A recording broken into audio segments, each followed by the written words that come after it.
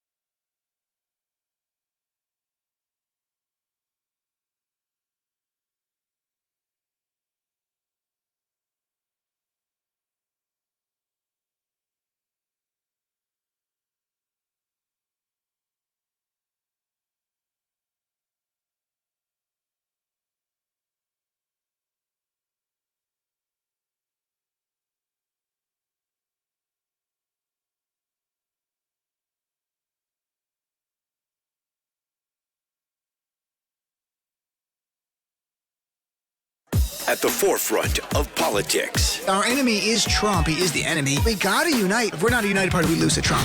On the front lines of activism. There's certain fights. If we don't engage, they win. This is a fundamental question of who we are. And delivering your daily dose of comedy. Donald Trump, when he had his physical, they had his blood pressure, and mine is higher than his. Oh. And the irony is mine is higher because of him. From the blue wave. We flipped. Enough seats to take control of the House. We control the House. To 2020 and beyond. This is the Dean Obeidallah Show on Sirius XM Progress, Channel 127. And welcome to the show, brothers and sisters. Thursday, October 31st. Yes, it's Halloween. And it's scary for one person, and you know who that is. Donald J. Trump. What a day, my friends. First of all, though, last night, if you like baseball, Washington Nationals, big win. Historic win. I'm a Yankee and Met fan, so it wasn't about that. But I got to play this clip of a Washington Nationals fan on live TV saying his reaction to the Nationals. He's a Nationals fan winning. As you might imagine, he invokes Trump. And by the way, there's going to be cursing. So I'm just warning you, if you got any kids in the car, it's Halloween. There's going to be 2 curse words, not said by me, but this actually came out on live television. Clip number 1, please. Go Nats! And they did it. Amazing.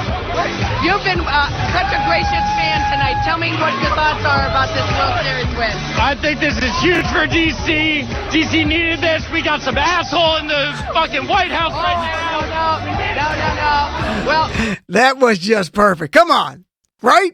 That guy summed up what real Americans have been feeling for 2.5 years. And so today's an important day. It's not a gleeful day. We're going to break it down, give you some historical context, the votes for an impeachment with Watergate and with Clinton as well, to show you in a way the timeline of hyperpartisanship and where we are today. I want to say at the outset, though, the reason today the House voted to begin a formal impeachment inquiry of Donald Trump is because of every single one out there, all of us, myself, all of us collectively, who worked to win the House in 2018. Everyone who made a phone call or knocked on a door or gave money or canvassed for a candidate or even ran for office. It's because of all our collective work today happened. And if the Republicans control the House, Donald Trump would never be held accountable. You see how they vote. They'd be defending him.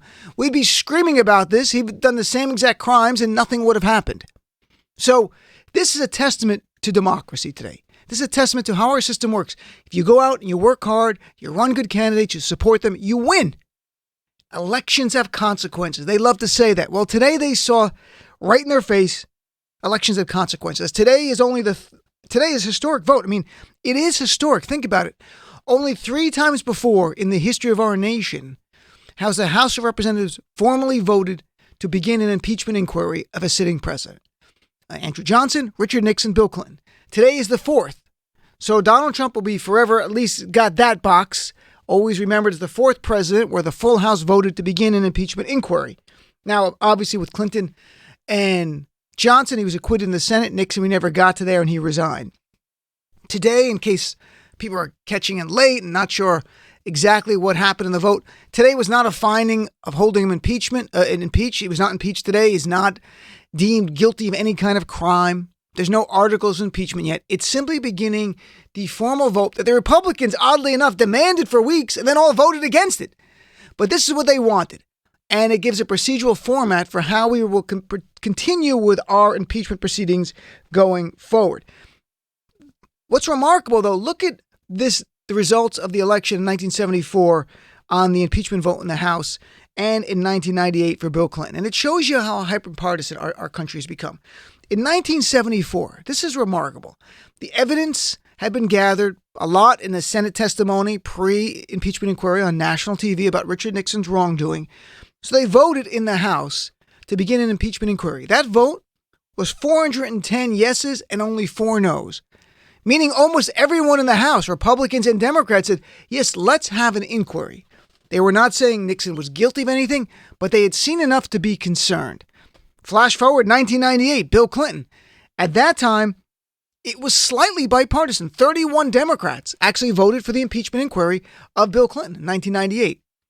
Today, every single Republican out of the 194 in the House voted no. Every single one. The final vote, 232 to 196. The one independent, Justin Amash, voted for it in the inquiry. Every Democrat but 2. And every Republican voted against it. The 2 Democrats who defected, Jeff Van Drew from New Jersey, the Atlantic City area, and Colin Peterson in Minnesota. Useless. We don't need Democrats who are going to vote like Republicans. And this is not about partisanship. If you're in the House, if you're a Republican or a Democrat, and what you've seen of Trump is not enough to alarm you to simply want to cast a vote for an impeachment inquiry, then you have put your own reelection ahead of the United States of America. So I hope that a progressive Democrat runs against Jeff Van Drew in New Jersey and someone in Minnesota. And I get the districts. Actually, the Minnesota district is much more pro-Trump. The Jersey one is more of a swing district, and that's ridiculous, just based on the facts. And again, this was simply a vote setting forth the procedures for an impeachment inquiry. It was not an impeachment. There's not going to be a trial coming up. We're going to begin the hearings going on. Before the vote today, Speaker Pelosi spoke in the House. I want to play a little bit of her today, encouraging Congress people on both sides to vote for the inquiry. Here's clip number 2. This is not any cause for any glee or comfort. This is something that is very solemn, that is something prayerful, and that we had to gather so much information to take us to this next step. Again, this is a solemn occasion. Nobody, I doubt anybody in this place or anybody that you know comes to Congress to take the oath of office, comes to Congress to impeach the President of the United States, unless his actions are jeopardizing our honoring our oath of office. It's about the truth. And what is at stake? What is at stake in all of this is nothing less than our democracy. Absolutely right. This is about preserving our nation. It's about our Constitution. And today the Republicans made it clear they are more concerned with defending Donald Trump than defending the United States Constitution. Clearly, not even one broke ranks. That's how partisan they are. That's how fearful they are of being primaried by Donald Trump. Or worse, they don't care if the leader of their party asks a foreign leader to interfere in our election. They don't care that Donald Trump has committed extortion, and that's the term we should start using from now on. Forget quid pro quo. It's extortion. Under the color of government power, he withheld aid to help himself politically. He did that corruptly. That's extortion. Also, federal election campaign finance violations. Both are felonies. It could be bribery. That's where quid pro quo comes in, bribery. It doesn't apply to extortion. So what was the reaction to the vote? Quickly, Donald Trump tweets, and it's basically just the old regurgitated hits from them. Trump tweets that the greatest witch hunt in American history! Exclamation mark, the greatest witch hunt in American history! I thought Mueller was that. This is a second greatest witch hunt. Donald Trump is really making witch hunts great again. Hashtag MWGA. He's making witch hunts the greatest. So his last witch hunt was huge, great, but this is the greatest, only because of Trump. Anything he does is the greatest. The greatest extortion, the greatest bribery, the greatest campaign violation, the greatest abuse of power, Donald Trump. So what else we had? We had the White House put out a statement immediately slamming the process as a sham impeachment, quote, and a blatantly partisan attempt to destroy the president. Yes, we're trying to destroy the president. Unreal. Ivanka Trump, in between conflicts of interest and making money off her job, tweeted today, quoting from Thomas Jefferson, quote, surrounded, and I'll read it in Jeffersonian tones if I can here. Surrounded by enemies and spies, catching and perverting every word that falls from my lips or flows from my pen, and inventing where facts fail them. And she adds Thomas Jefferson's reflections on Washington, D.C. in a letter to his daughter, Martha. Some things never change, Dad. She put Dad in the tweet, Dad. It should be like inmate number 1272 or something. But in any event, so that didn't go well for Ivanka, by the way. She got destroyed on Twitter. Many people citing Thomas Jefferson's words on nepotism. He wrote, quote, the public will never be made to believe that an appointment of a relative is made on the ground of merit. Close quote. Boom. Ouch. That's got to hurt a little bit. She got destroyed. So much fun. And then Republicans took their turn behind the microphone to tell us their view. Here's Kevin McCarthy, the House Minority Leader, in a very odd statement, invoking Speaker Pelosi from 5 months ago and what she said then, as if she cannot change her mind based on new facts. But in any event, nothing matters with them. Here's clip 3. We just had a vote on the floor. In March of this year, Speaker Pelosi said this about impeachment. Impeachment is so divisive to the country that unless there's something so compelling and overwhelming and bipartisan, I don't think we should go down that path because it divides the country. Yeah, well, it wouldn't be bipartisan, Kevin, if Republicans put America and our Constitution first. How about that, buddy? It would be beautifully bipartisan.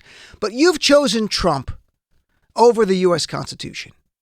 Are we going to sit back and just watch this happen? No. Then Liz Cheney, who's being groomed to be, I think, a Sith Lord or something. Here she is responding. Clip 4, please. It has been fundamentally tainted. The president has had no rights inside these hearings. His counsel has not been able to be present. So for them now to claim that they're suddenly going to open the process up, which, by the way, this resolution does not do. The resolution says that they're going to continue doing what they want to do. It gives authority for open hearings. But they cannot go back and fix what is a fundamentally tainted and unfair record. That's just babble, babble, babble. That was like yesterday, Kevin McCarthy, fruit of the poisonous tree. The Republicans are in essence arguing that, hey, we know Trump committed felonies, but you know what? The way the procedure began makes it unfair. So America, forget the felonies you've seen, forget the phone summary Trump released that he told us, forget all this testimony of a lieutenant colonel, ambassadors, career diplomats, forget it all, because the Democrats didn't allow Trump's counsel into the room when they were doing fact-finding hearings. That's what they're arguing. That's going nowhere. And then it got really kind of scary. Here's Congressman Louis Gohmert on the floor of the House from Texas, and I'm not kidding, invoking civil war and guns. This is where they're going. Clip 5. They want it to be a one-sided, non-due process sham court. And it's about to push this country to a civil war if they were to get their wishes. And if there's one thing I don't want to see in my lifetime, I don't want to ever have participation in, it's a civil war. Some historian, I don't remember who, said guns are only involved in the last phase of a civil war. What's gone on here has not protected the Constitution. It's not protected the institutions. It's not protected this little experiment in self-government. No, what it has done has put it all at risk. So now we have Republicans on the floor of the House saying this vote for an impeachment inquiry is bringing the nation to a civil war while he invokes guns. I don't know. I won't be irresponsible. I don't know how many Republicans would support Donald Trump if he called for a civil war, if he called for violent uprising. I don't know the answer. I think overwhelmingly they would say no. But it doesn't take many to cause acts of violence. So that's why the language of Gohmert is so misplaced in a time of a great deal of emotion people on both sides. You can tell when you talk about politics now, it becomes heated quickly. You don't want to start talking about civil war and guns. This is horrifically irresponsible by Gohmert, but they don't care. There's a reason why we had the MAGA bomber, because Trump radicalized that guy. And now you've got language here placing in people's brain the idea of a civil war. I want to break down a little bit of the actual procedural safeguards and guidelines now that were established in the resolution, so we're all on the same page. So when Trumpers start lying, in fact, there was a Fox News anchor today who kept repeating a lie to the point where Bret Baier, another anchor, corrected her. She was saying the Republicans were not even allowed in these committee hearings that were secret. The Democrats had people testifying. They didn't allow Republicans in there. That was a lie. Nearly 50 Republicans were on the 3 committees. But today, here in sum, what happens today is the House Intelligence Committee will be the point committee right now. They're going to sort of analogous to a special prosecutor. They're going to gather evidence. Republicans are on that committee. The Republicans can ask questions of any witness. That's not an issue. But the Intelligence Committee is going to be gathering the information, gathering the evidence. They will be spearheading it. That's the committee chaired by Adam Schiff, which is why they've been trying to attack Adam Schiff so much, because they fear him. He's a former federal prosecutor. So then what happens is they are then going to give all of their findings, all of their evidence. They're not going to draft articles of impeachment there. They're going to give all of their findings and evidence to the House Judiciary Committee. That is traditionally the committee that drafts articles of impeachment. There, the House Judiciary Committee will consider it, and they will have a decision. They will debate it, and there are some safeguards in there. The House Intelligence Committee, by the way, will have public hearings. They're going to draft a report on some level to give it to the House Judiciary Committee. Republicans can request testimony during the Intelligence Committee's fact gathering. They can even call witnesses, but that's subject to Democratic approval, because what they're going to call is they're going to want to call Joe Biden and Hillary Clinton and someone who knows something about Benghazi. You can't have that. You got to make this relevant. So they're going to do a relevant standard. And once it gets to the Judiciary Committee, Trump's lawyers will have access to the evidence. They will be able to read staff reports. Trump's lawyers will be able to sit in the room and question witnesses on behalf of Donald Trump in the House Judiciary Committee. They can introduce evidence of their own. Donald Trump's lawyers are going to have all of this due process, and arguably more than Nixon got or Clinton. This is arguably more. It's close, but it's at least what they got, but probably a little bit more. And Trump's lawyers will have the right to call witnesses subject to the chair's approval. And again, I have no doubt Jerrold Nadler and Adam Schiff, Jerrold Nadler is the chair of House Judiciary, will be reasonable. They know the whole country is going to watch it. And that if this becomes a partisan hackfest, it destroys the credibility of the committee. So I think they will say yes to evidence requests and calling witnesses as long as it's relevant. Now, there's no doubt Republicans are going to try to call witnesses that have no relevance and claim it's relevant. And that's where we're going to have to all push back collectively on that kind of garbage. And they're going to want to call someone from the Ukraine who knows a server, somebody from Pizzagate, let's say, and someone who was involved in something with Bill Clinton and Vince Foster. Whatever craziness, they're going to call for that. That's going to be a no. There has to be a relevance test, just like in a courtroom. And what will happen finally is the Judiciary Committee will make a decision. Is there enough evidence to draft articles of impeachment?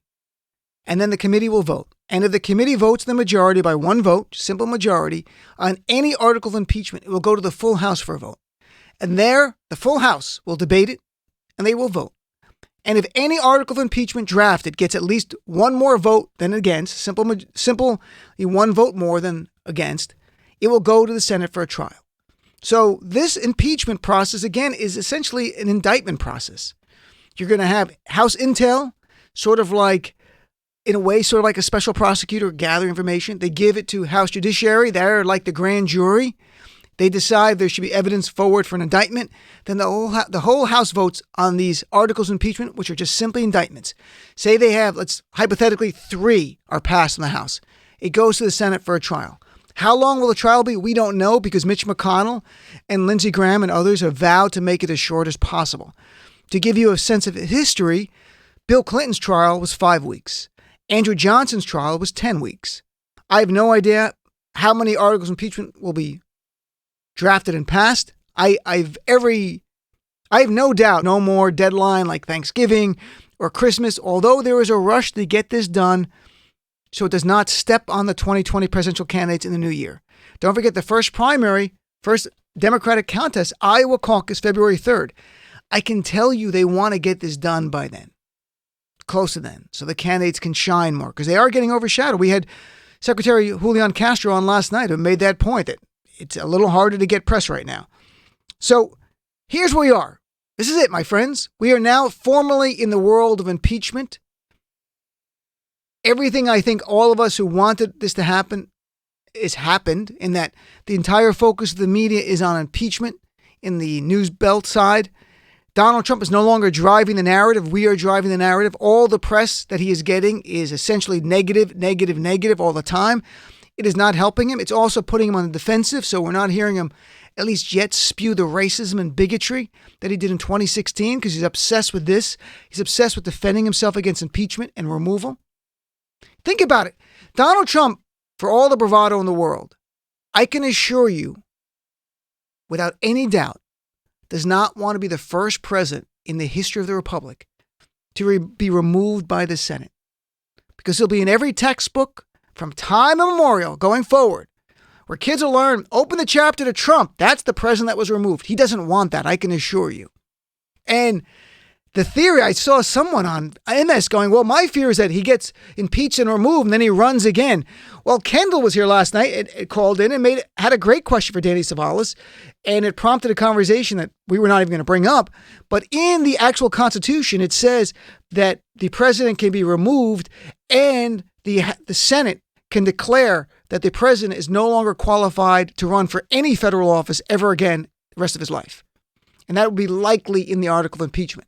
So that scenario is not going to happen. If Trump loses, gets impeached, is removed in the Senate, he can't still run for the Republican nomination and be on the ballot. He'll be gone. He can run for governor. He can run for mayor someplace. Go move to Alabama, run for something like that, but no federal stuff. So let me ask you a few questions. You're my guest at the top of the hour. What do you think of the vote today? You think they should have taken it? What do you want Democrats to do next? And what's your reaction to the two Democrats in the House who did not vote for this?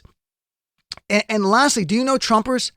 And what is their reaction to all of this? Because I know what members of Congress are saying, and they're going to say it on the right all the time from now to the end is, hey, it's unfair, the process, blah, blah, blah. And ultimately, whatever it is, let the voters decide. I don't think it's bad enough to remove a sitting president, overturn election. Let the voters decide. We are in an election year. I know that's what it's going to be their argument. So what's your reaction to this? It's a big day today. It is historic. Fourth time ever in the history of our country that a sitting president, the full House, voted to begin an impeachment inquiry. Let's hear from you. 866-997-4748. Be right back after this. The Dean Obeidallah Show. Voting is the most important civil right of our era because the right